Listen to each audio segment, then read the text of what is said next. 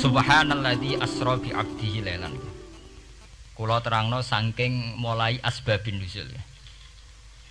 Rata-rata ulama itu berpendapat bahwa asal mula Isra itu sebagai hiburan. Hiburan dari Tuhan, Allah nyukani pelipur larang niku saat Nabi ngalami dua kesusahan. Itu periode Mekah itu periode tersulit Nabi karena beliau itu sudah minoritas. Minoritas, kaum minoritas kecil, miskin, terus pendukungnya tidak ada. Satu-satunya yang menggaransi, yang menjamin Nabi tidak dibunuh itu karena beliau dilindungi oleh sinten pamanipun, sinten Abu Thalib. Dan termasuk lagi secara kasta sosial ekonomi beliau tinggi karena punya istri yang saudagar kaya. Gini ku Sayyidah Khadijah. Tapi ternyata orang yang selama ini benar-benar di belakang Nabi, baik secara materi maupun moral, sing entek-entekan berjuang, ternyata wafat. Khadijah Abu Thalib wafat. Terus dikenal tahun itu tahun Amul Husni, tahun kesusahan. Sudah gitu niki sing termasuk ilmiah nggih, ilmiah. Sudah gitu secara ilmiah psikologis kejiwaan Nabi terguncang. Niki rungokno tenan niki ngaji nggih. Terguncang itu karena secara mitos nggih, keyakinane tiyang Arab niku pun kadung kedikte embek keyakinan yang ditanamkan ulama-ulama Yahudi dan Nasrani. Nggih, kula baleni malih nggih. Kafir Mekah itu orang-orang bodoh, orang-orang enggak terpelajar. Mereka itu punya satu mitos, satu keyakinan yang ditanamkan oleh tokoh-tokoh intelektual Yahudi maupun Nasrani. Apa keyakinan itu? Bahwa kenabian itu yang paling mungkin kalau orang itu dari turunan Bani Israel. Orang mungkin Nabi kok ora turunane wong Yahudi utawa wong Nasrani. Sehingga ketika Nabi mendakwahkan diri sebagai Nabi, mereka bilang antakulu innama unzilal kitabu ala ta'ifataini min qablina. Nak jenenge wahyu harus tidak jauh-jauh sangka turunan-turunan Yahudi. Sebab itu banyak cerita di Quran, cerita konsultasine tiyang kafir Mekah pada tokoh-tokoh Yahudi. Setelah konsultasi ya disesatkan. Orang mungkin Nabi kok nemu ummiyin, mung bintuk-bintuk untuk napa? Wahyu. Padha-padha dadi nabi rak kita, orang Muhammad. Ini kalau cerita sejarah. Sehingga saat Nabi ngaku Nabi, niku kayak sudah jadi mitos. Nabi itu tidak boleh jauh-jauh dari Palestina. Karena Nabi Ibrahim orang Palestina, Nabi Isa orang Palestina, Yahya Zakaria juga orang Palestina. Nabi Musa juga orang Palestina. Semuanya itu tidak jauh-jauh dari komunitas Baitul Aqsa. Ini ku masjid Baitul Maqdis atau Baitul Muqaddas. Lah itu wong kafir pinter. Saking kepengen nyudutno Nabi Muhammad itu sampai Nabi mesti ning Palestina. Ya mesti roh cerita-ceritane Nabi ning Palestina. Lah kowe apa tau roh Palestina? Wis tuwakoke detail-detail. Nek kowe pancen roh iku pintu masjid ning Palestina Baitul Aqsa jumlahe piro? Terus madhepe ning ndi wae. Jadi bahwa Nabi ngeklaim diri sebagai Nabi yang bisa membaca malakutas samawati, baca alam-alam gaib. Niku dites nek iso tenan saiki aku takok jumlahe pintu Baitul Maqdis piro. Nah, niki peringatan kangge santri-santri bahwa semua nabi itu di luar dites fisik. Artinya zaman Nabi salat ning masjid kayak teletong unta terus disiksa Abu Jahal itu hanya ujian-ujian fisik. Tapi di luar itu sebetulnya Nabi juga mengalami ujian-ujian intelektual. Ya kayak cerita-cerita di hadis Sahih, Nabi itu sering didatangi orang Yahudi ditanya, "Mat, saya punya 5 pertanyaan. Yang tahu itu hanya Nabi. Kalau kamu bisa jawab ya Nabi, kalau enggak ya enggak Nabi." Termasuk takokane, apa pertama yang dimakan ahli jannah saat masuk surga? Takokane aneh-aneh. Terus kenapa anak itu kok kadang mirip bapaknya, mirip ibunya? So, takut aneh-aneh. Dan itu berlanjut terus sampai Nabi di periode Madinah. Nah sebab itu Nabi itu secara intelektual itu diasah Tuhan lewat proses Isra. Di mana Nabi saat itu secara fasih bisa menjawab jumlah pintu Masjid Aqsa sekian. Perilaku Nabi Musa begini. Wajahnya Nabi Musa begini, wajahnya Nabi Ibrahim begini. Sampai di hati-hati Sahih, Nabi bisa menjelaskan detail. Nabi Musa itu rambutnya kayak ini, wajahnya kayak ini, ada mutiwal. Itu detail sekali Nabi. Sebab itu di sini diterangkan oleh Imam Suyuti, peristiwa Isra adalah peristiwa di mana Nabi berjumpa para sinten Nabi. Itu asal usulnya kenapa? Karena sudah kayak menjadi mitos, Nabi itu tidak boleh jauh-jauh dari tradisi Yahudi, tradisi Palestina. Paham ben sampean roh asal usulnya. Tapi kemudian asal usul itu sebetulnya hanya sementara, hanya permainan politik. Sampean ben roh sejarah, permainan politik, manipulasi politik. Sebetulnya Nabi itu ya tidak jauh-jauh dari beliau adalah keturunan Israel. Israel itu bukan menunjuk sebuah negara loh, sampean pun salah paham. Israel dalam bahasa Quran itu menunjuk auladi Yakub. Israel menjadi negara kan baru kemarin setelah diberi kemerdekaan Inggris, paham ya? Israel sebagai negara kan baru apa? Kemarin. Sehingga istilah Israel di Quran maupun di hadis adalah menunjuk auladi Yakub. So intinya di antara anak Nabi Yakub ono jenenge Yahuda. Yahuda di turunan-turunan itu Bani Yahuda niku diarani Bani napa? Israel. Ternyata setelah dirunut Nabi Muhammad itu tidak beda jauh dengan keluarga Israel. Karena Nabi adalah turunannya Nabi sinten Ibrahim. Oke. Nabi Ibrahim niku gada putra kalih sing gada turunan gini ku Ishak kalian Ismail. Ismail kalian Nabi Ibrahim disalap teng Mekah. Gini ku sing disebut Quran inni askantu min dzurriyyati biwatin ghairi dzar'in inda baitikal muharram. Terus saking Nabi Ismail nurun-nurun ngantos Sayyid Adnan.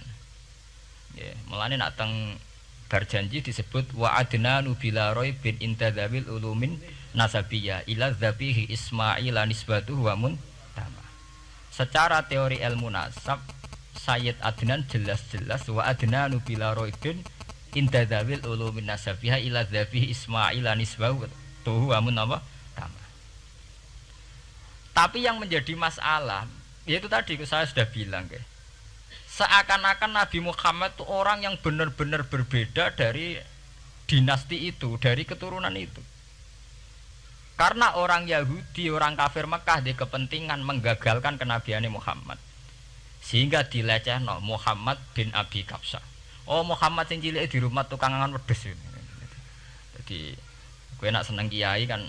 Inna akramakum indawi atqakum. Cek Ben Karlan, cek Karmin pokoknya takwa ya kiai. Itu nak lagi gedeng kiai iku kan. Anake Karlan kok kakean tingkah. Lah dhisik wong Mekah ya ngoten niku. Jadi nak muni Muhammad bin Abdullah bin Abdul Muthalib cek terhormat. Mereka adalah orang-orang bangsawan di seputar Quraisy.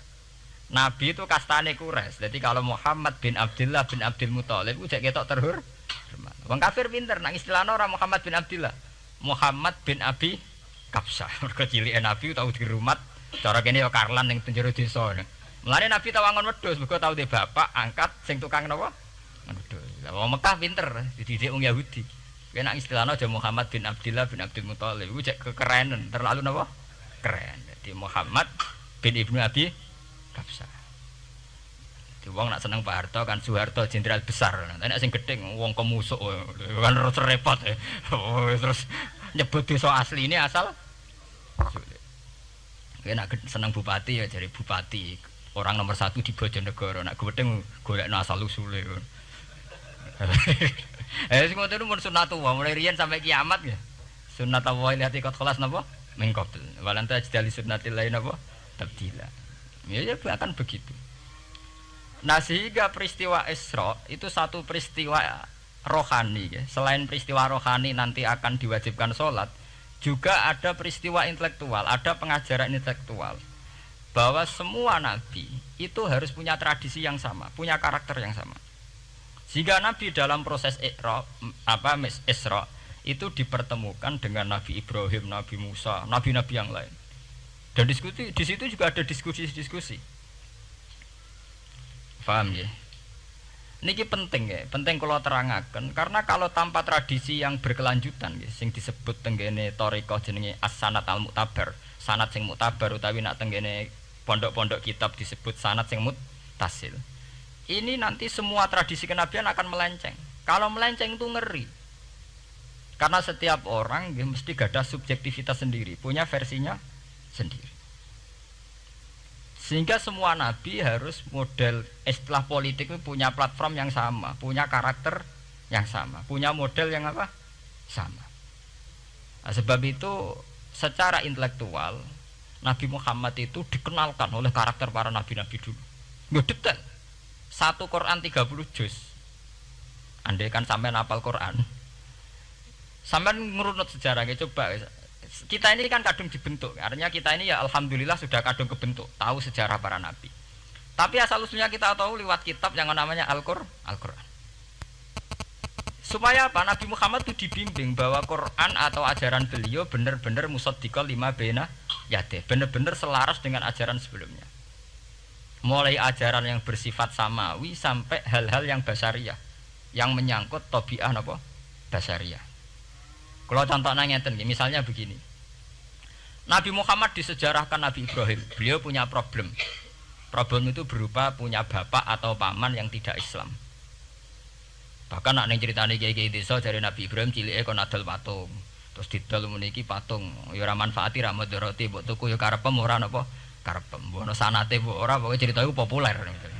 Disejarahkan begitu. Sehingga Nabi Muhammad tahu, oh ternyata yang punya problem ngadepi keluarga itu tidak saya tok. Dulu Nabi Ibrahim juga punya problem ngadepi keluarga. Aku tak lumayan terima paman, Pak Lek, Pak De, Abu Jahal sinten?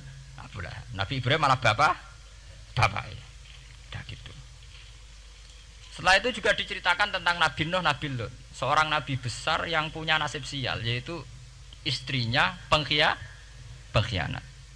Mereka jadi kiai di bojo judes itu tidak masalah. Mulai terima kiai di bojo judes biasa.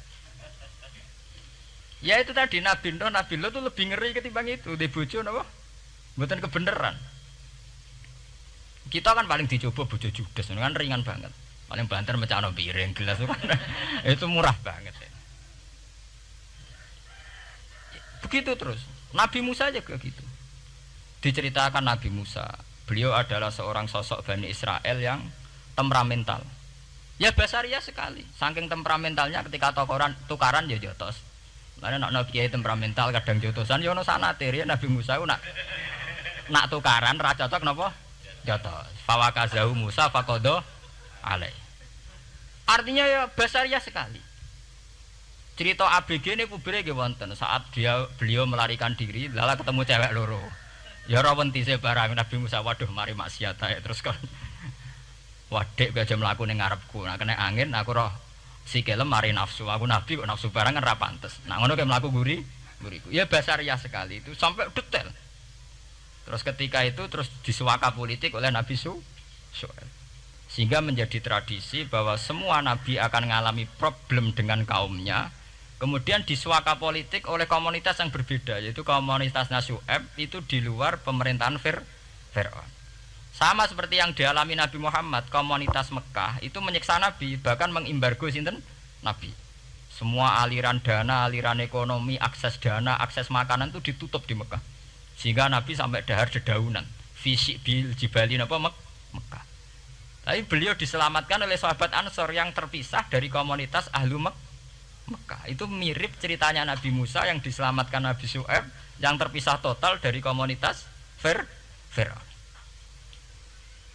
Ini penting kalau ulang temriki sehingga karakter-karakter kenabian itu tidak rubah. Karakternya sama.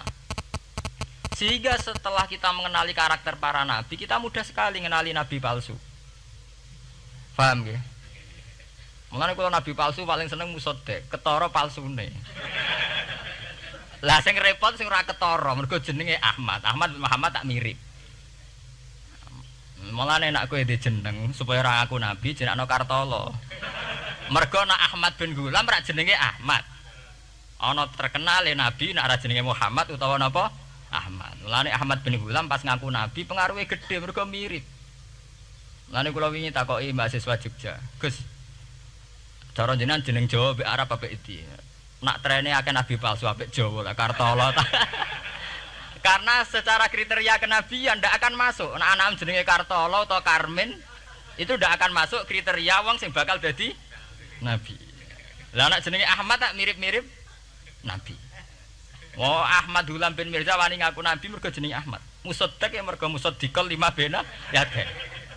Lah anak Kartolo, Karmen, Karlan agak ono. Mulane saiki sing jenenge Jawa kudu syukur. Akan terbebas dari mengaku napa? Nabi. Lho syukur kan gak akan salah. Di barokah sampean jeneng Jawa, orang arang ngaku napa? Nabi. Selamat. Kudu syukur. Paham ya? Ndak apa-apa, itu harus dinikmati. Ya itu tadi ya, karena Nabi itu punya karakter yang sama, punya tradisi yang sama, yang mirip-mirip. Itu kenapa Quran berkali-kali menceritakan sisi-sisi kenabian Nabi di luar Nabi Muhammad. Karena biar karakter Nabi Muhammad terbentuk, ya, terbentuk dengan karakter Nabi sebelumnya. Tidak melenceng. Kemudian itu ditiru oleh ulama kita. Kita punya guru, guru punya guru lagi, punya tradisi yang sama. Nak mulang kudu istiqomah, santri loro lah kudu diulang. Nak sedadi kiai aja mripat ijo nak roh dhuwit. Wis pokoke dilatih. Nah, tapi dari kiai saiki orang mripat ijo, mripat abang. Mergo dhuwit saiki abang. Dhisik dhuwit paling gedhe rak 50.000 iku rak ijo. Lah saiki 100.000 abang. Lah saiki nak nasihati nak roh dhuwit aja mripate abang. Mergo ijo wis gak akeh saiki. Paham napa? Kena akal-akalan ngoten njen repot. Tugare kula di santri dablek, nek di bojo aja moro tangan. Kula mboten moro tangan, kula saduk, moro sikil. Kena anekdot ngono rusak. Adu-adu ning bojone. Bojone loro, bareng bojone nguap. Kowe jare rabi Pak ning njaba, bojom jare loro fitnah, Dik. Sing bener telu. Ayo kan repot. Ketemu cangkem elek rusak kabeh. Fitnah udik nak loro. Sing bener apa? Telu. Lah sakniki mun politik ngoten enggak, saya sebagai pejabat tidak pernah mengkorupsi 1 sen pun uang rakyat. Wong edan tapi korupsi ya sak sen. Ngomong ra waras tapi korupsi napa? Sak sen. Ngono miliaran tok. Korupsi napa? Sak sen. Ya mesti ae. Geneman. Ayo, jadi zaman akhir itu kayak zaman dhisik, kayak Abu Nawas kabeh. Jadi apa-apa niku mun mboten karu-karuan. Mun ya. Wah itu permainan kata begitu niki kula penting kula terangaken nggih. Saya sebagai ahlul Quran, orang yang banyak baca Quran nggih. Itu kita akan tahu betul betapa parahnya nggih atau akibat negatifnya dari permainan kata itu. Dan itu dilegalkan Quran, disahkan Quran dalam beberapa ayat. Yaqulu apa yuriduna ayutfi'u nurallahi bi afwahihim. Orang-orang Yahudi, Nasrani, kafir Mekah itu ingin sekali membunuh Islam lewat permainan kata bi afwahihim. Yaitu tadi misalnya kalau Muhammad bin Abdullah bin Abdul Muthalib itu kelihatan keren karena masih Bani Quraisy. Tapi kalau diistilahkan Muhammad bin Abi Kabsah, wah Muhammad sing anake Karlan niku, iku ora ummiyin. Balik dadi wong alim terus diistilahno bapakmu sing cilike iku angon wedhus. Ya terus repot terus ajur kah? Kabeh. Itu biafahim.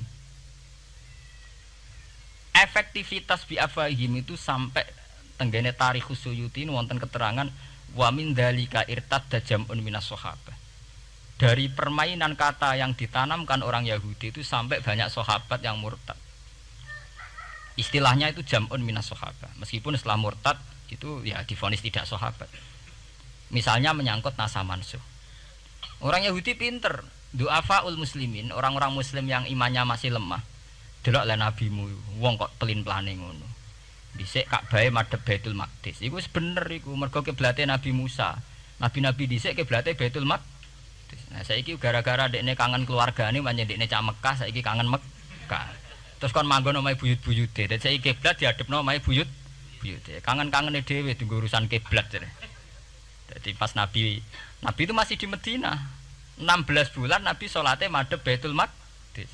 Suatu saat tok wahyu falan waliyana ka kiblatan tarduha. Fawalli wajhaka satral Masjidil Haram. Sakniki kan madhep teng Mekah. Sajane iki normal saja. Artinya normal ya normal.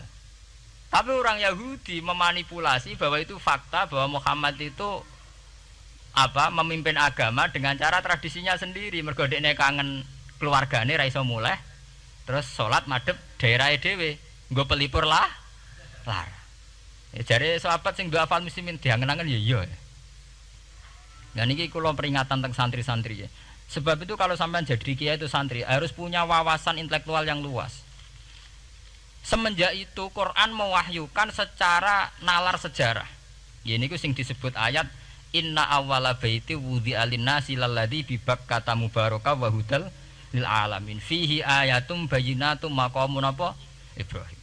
Akhirnya Nabi Muhammad nantang ning tokoh-tokoh Yahudi.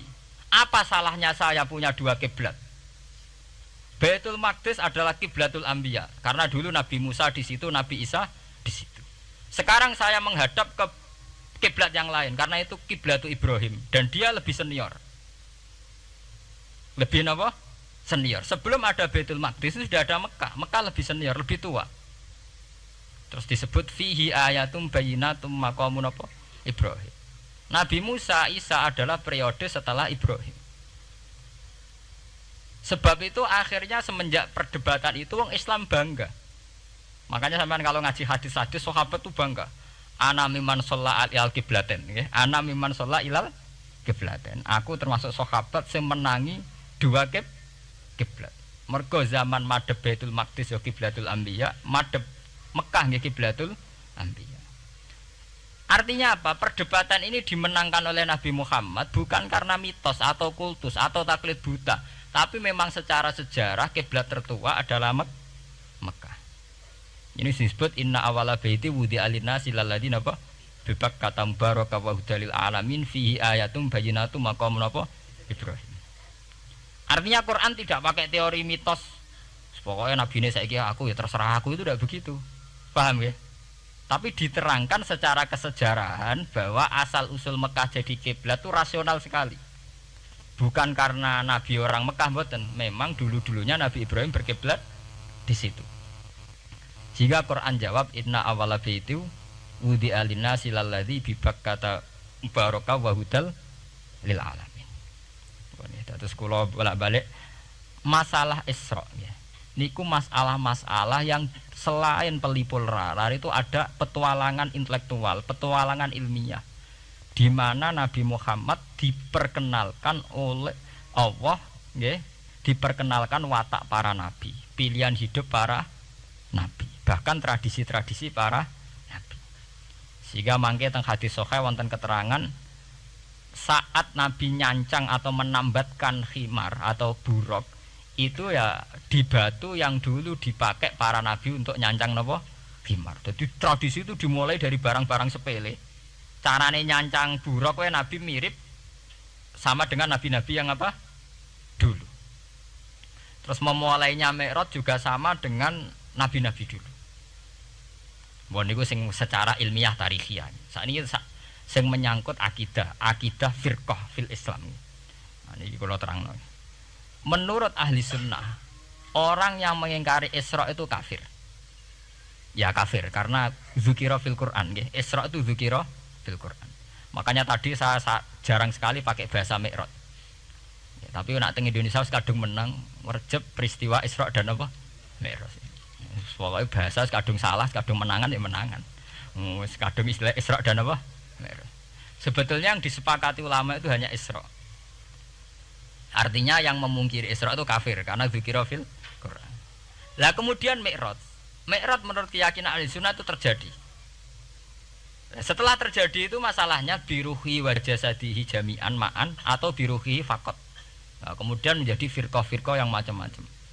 Ada yang meyakini biruhi wa jasadi, ada yang meyakini biruhi napa? Faqat. Sampeyan kalau ngaji Al-Kawakibul Lama'ah karangannya Mbah Fadl atau kitab-kitab panduan ahli sunnah yang disahkan oleh NU. NU dulu pas musyawarah besar di Jepang yang dipakai panduan itu dulu yang disahkan itu Al-Kawakibul Lama'ah yang dikarang Mbah Fadl. Itu memang kita termasuk ngikuti yang biruhi wajah sedi. Tapi sebetulnya dalam kelompok yang biruhi fakot itu ada orang keren di dalam dunia ilmiah. Ini termasuk Aisyah meyakini biruhi napa? Fakot. Ya, tapi itu sudah masalah-masalah kemudian berkembang menjadi di luar masalah firqah terus menjadi masalah said, masalah pengetahuan. Kalau masalah pengetahuan tentu kita ini terus masalah kan, artinya masalah itu kalau iman diukur dengan akal ya kadang tidak sambung. Wah itu mokal, orang dengan kecepatan sekian pasti hancur. Dan agama ukur akal terus ya repot. Wong dipendem sudah dibalung ya dibalung, dibakas tangi bareng. Jadi sing disoal ora mek rotok kabeh napa? Disoal. Manjen masalah manusa iku masalah-masalah sing ya begitu. Oke. Mpun niku mboten penting. Nah, itu terus kemudian menjadi firqah. Terus kemudian ada hadis-hadis yang menerangkan proses Nabi dialek dengan para nabi. Kayak ketemu Nabi Musa, Nabi Ibrahim, terus Nabi Idris, Nabi Isa, Nabi Musa. Itu terus diterangkan di hadis-hadis sahih. Ini kalau balik tentang keterangan wau, sebetulnya pertemuan-pertemuan ini itu dimaksudkan Nabi biar punya tradisi yang sama dengan Nabi-Nabi sebelumnya. Karena ini penting ya. Sama nek sira rasane dadi kiai. Niku krasa banget. Misalnya kita ya. Kita akan dididik ala pesantren misalnya. Kita punya kiai-kiai yang punya tradisi. Misalnya nak rawong nakal, wong minum astagfirullahaladzim, wong kok ngono kan gitu. Ya hanya begitu. Sehingga wis kaya identik angger kiai NU atau amalia NU iku rawani naboki wong sing nyabu. Ya rawani nyaduki wong sing lagi minum. Kemudian itu dianggap satu kekurangan atau apa, walhasil kemudian lahir kayak FPI, orang yang tidak menerima metode itu. Tapi sudah kayak ada janjian tuh begitu. Kiai paling anti kemungkaran lah itu. Masa kiai paling kerengo sapa mbok terkenal kerengo. Mereka tidak punya catatan repot bahwa mereka pernah jotosi wong minum. Masih sing sering jotosi santri lah itu tetap ora tahu ono terkenal jotosi napa? Wong sing mabuk, wong sing minum. Itu sudah kayak tradisi. Dulu zaman Basim Asari Jombang terkenal ijo be abang, sing wabang ya abangan tenan. Sing ijo. Tapi tidak ada catatan sejarah kiai jotosan be pemabuk. Ya memang kayak kita sudah punya tradisi nek roh kemungkaran itu menang kalah itu lewat proses bil hikmati wal mau'izatil hasanah. Kita ini kayak punya tradisi nak roh kemungkaran milih model Nabi wa mahdi qaumi fa innahum la ya'lam. Itu ya kayak ada janjian begitu. Meskipun kita sebagai orang alim ya tahu nahi mungkar itu wajib. Nahi mungkar itu begini-begini, tapi ya praktek kita tidak pernah begitu. Ya, kalau di Timur Tengah kebalikan. Mana ada terima karuan wong nakal. Padha saleh beda aliran halal dibunuh. Sehingga wong Sunni yo ngalalo dare wong Syiah nggih ngalalo dare napa? Wong Sunni. Ya sudah kayak tradisi. Sampai nak maca kitab fikih-fikih khas Arab. Mau biasa muni wong ngene iku muhaddarun damu. Padahal ya wong soleh, wong Islam di mazhab apa ini disebut darun apa? Damu. Sehingga kita itu tadi, kita punya tradisi. Saya tuh kalau sedang tahajud, matehai para wali-wali songo atau apa, itu yang terpikir di saya itu hanya satu. Agama Islam itu lahir lewat Quran dan hadis. Tapi kemudian tahu-tahu tetap berimprovisasi, berkembang sesuai tokoh yang membawa. Sampai kalau melihat Islam di India dulu sampai perang besar-besaran, kemudian zaman Abul A'la Al-Maududi, zaman periode Muhammad Iqbal, sampai India pecah, kemudian jadi Pakistan yang bernegara apa? Islam, karena banyak konseptor Islam yang tidak setuju negara sekuler. Akhirnya mereka misah jadi negara Islam Pakistan. Kemudian Timur Tengah juga begitu. Karena Timur Tengah sudah Islam semua, masalahnya itu diislamkan ala Sunni atau ala Syiah. Iran menjelma sebagai aliran Syiah. Yang Sunni dianggap sesat, halal darai. Irak zaman Saddam Hussein pemerintahan Sunni.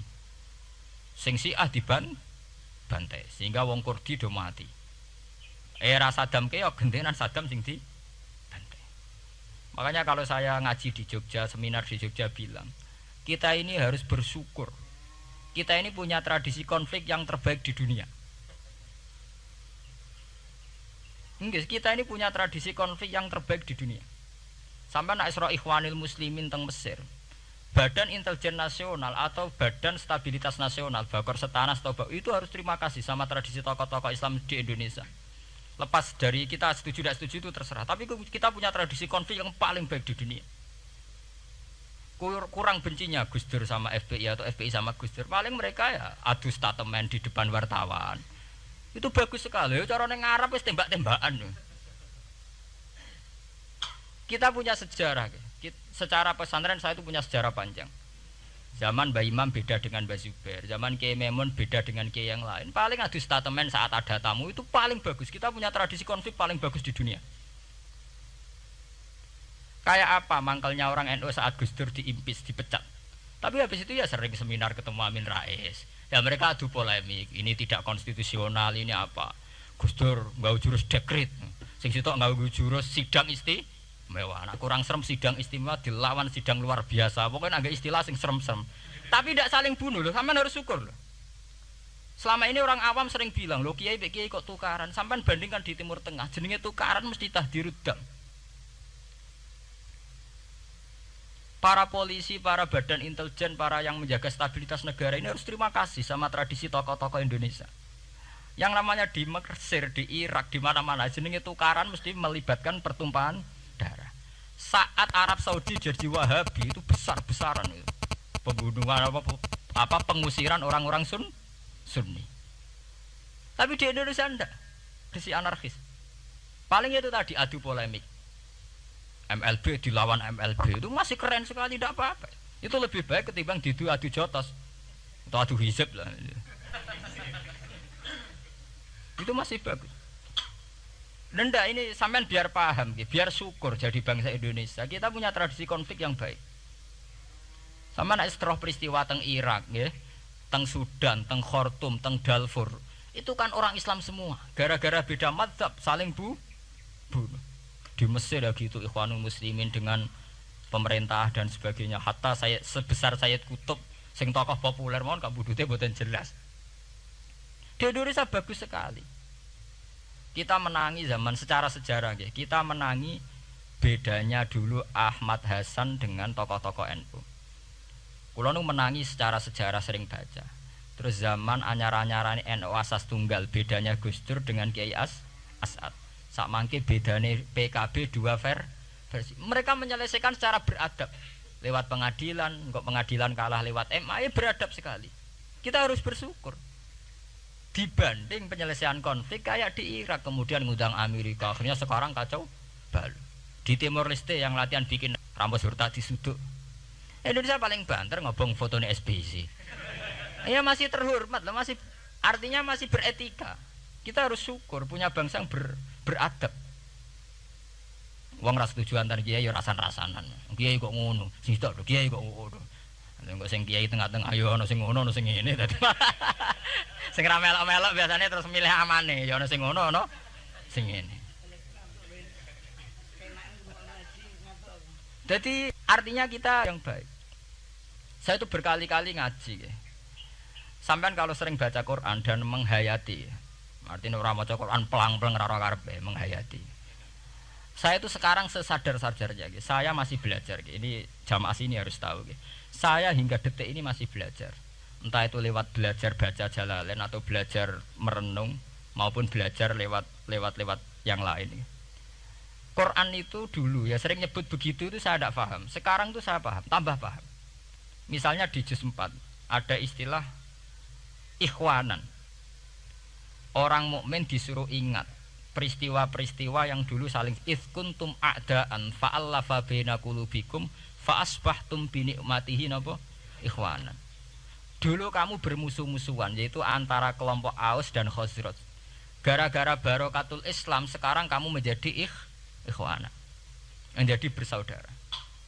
Sampean kalau melihat TV merunut konflik di Irak, sering ada bom bunuh diri, ada itu kan ada asal usulnya. Memang sekarang orang menimpakan kesalahan itu pada pasukan multinasional yang dipimpin Amerika dan Inggris.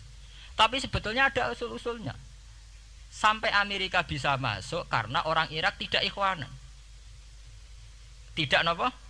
Yaitu ada Syiah, ada Sunni, mereka saling menikam, saling bunuh. Sehingga karena ada ikhwanan ini pihak ketiga masuk, yaitu tentara multinasional. Makanya saat di Jogja ditanya, cara jenengan sebuti menyangkut Ahmadiyah, menyangkut konflik di Jakarta, saya bilang sekarang setiap orang bikin from apa forum, ya itu baik kalau niatnya baik-baik. Tapi andaikan saya ditanya Tuhan nanti, hak kowe iku kelompok apa?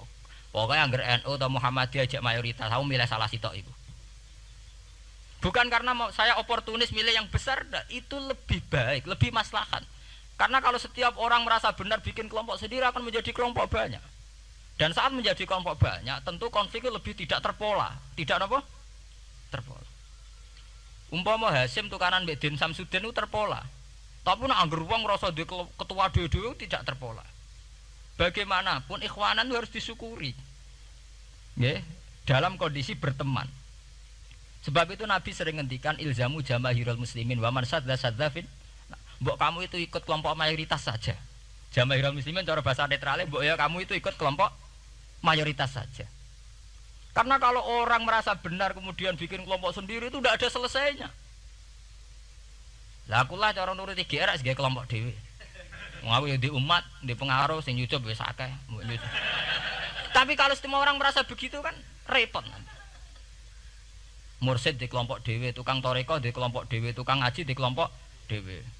Model kitab pirang-pirang sesuk ana jamaah Jalalain, jamaah Muin, jamaah Fathul Wahhab.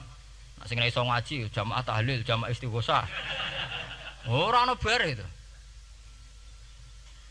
Saya tuh kalau ditanya di Jogja, meskipun saya kritis, artinya kritis itu mungkin terhadap satu fenomena kita tidak setuju atau Muhammadiyah dalam banyak hal atau satu dua hal.